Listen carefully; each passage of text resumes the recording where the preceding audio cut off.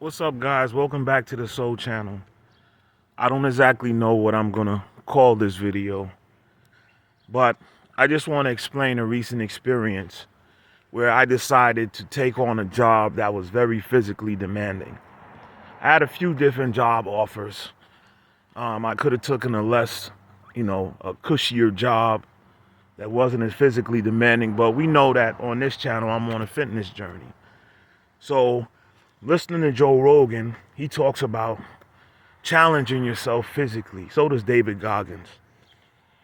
Challenging yourself physically and the benefits to challenging yourself physically and mentally, but more so physically, because it builds up a certain amount of mental toughness, mental strength, as well as decreases anxiety that you have naturally built up, nervousness that you would have naturally built up when you're not challenging yourself physically. Well, this job was demanding. I picked the right one, baby. This job is physically demanding.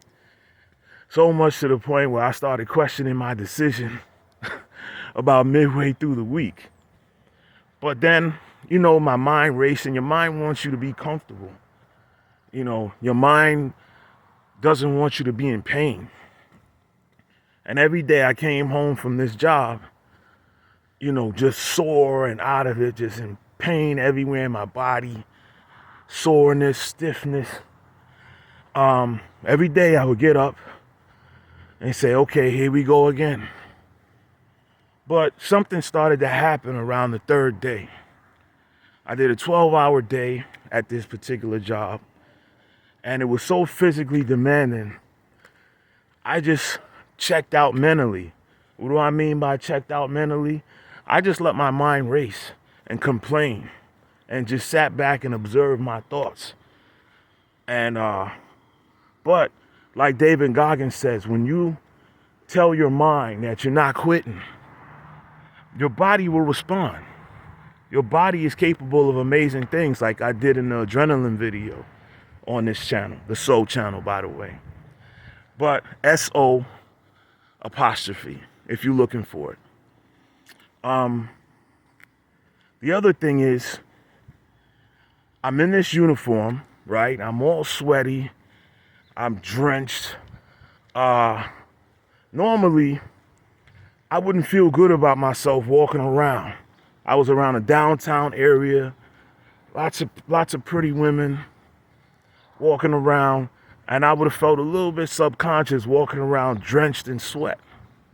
But this job was so physically demanding that all of that, excuse me for my language, all of that BS, all that bullshit went out the window. Okay, I didn't have no anxiety about how I looked.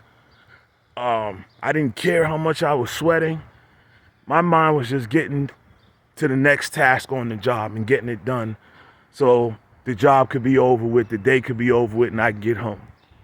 That's all I cared about. So that normal type of anxiousness or whatever, or anxiety that might have crept up in my mind in the past, did not exist when every part of your body is sore. When every part of your body is aching and sore, all of a sudden a lot of bullshit that your mind thinks goes out the window. Your mind is focused now on preservation. Holy fuck, I'm being pushed past this threshold and pushed past that threshold. And I did a 12-hour day, and I was ready to be done after 6 hours, to be honest. And little did I know there was 6 more to go. But this is what happens when you push yourself beyond what your mind thinks it's capable of. There's a certain tranquility and a certain peace that came over me. It's hard to explain. It's hard to get this sense of peace when you're in a gym workout, because you're in a gym workout, you control how long you're going to be there, whether you're there a half an hour or you're there 2 hours, right? And even a 2-hour gym workout, cool. But what if you were in the gym for 10 hours straight and you had, say it was your job to work out for 10 hours in that gym? How would you feel after a 10-hour workout in the gym versus your little normal hour, hour and a half, to 2 hour workout in the gym. Well, I've learned now that athletes have it way better than a lot of us regular folks that actually make enough money to where their job is to train. Why? Because they have the luxury of training all day long. And when you're doing a physically demanding job, it's the same thing. It's just like training. Because you're lifting, you're bending, you're walking, you're squatting, you're stooping, you're kneeling. You're working damn near every part of your body. The only thing that I would say works more of your body would be probably swimming.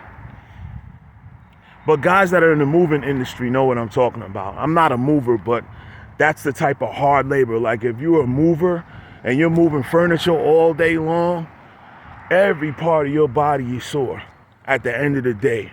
And if you're an experienced mover, you're sore by the end of the week. It's there. And you don't give a shit about the normal things that you normally care. The normal things that bug you, you could care less because your body is like, so. Just like the name of my channel. So what this person said that. So what this one made a face. So what this person had an attitude. So what my clothes are dirty. So what I'm sweaty. So what I got $5 in my pocket. So what my bank account is overdrawn. That stuff, not that it doesn't matter, but it doesn't give you the same anxiety. Because there's a certain peace and tranquility about pushing your body to the max and then beyond what you think your max is. So this is what this video is going to be about. I don't know what I'm going to call it, but have you pushed yourself physically past a certain point, past what you thought your limitations were? Past what you wanted to go, whether it was forced on you by a job, not forced, but you know what I mean, coerced out of you on a job, or you helped a friend move.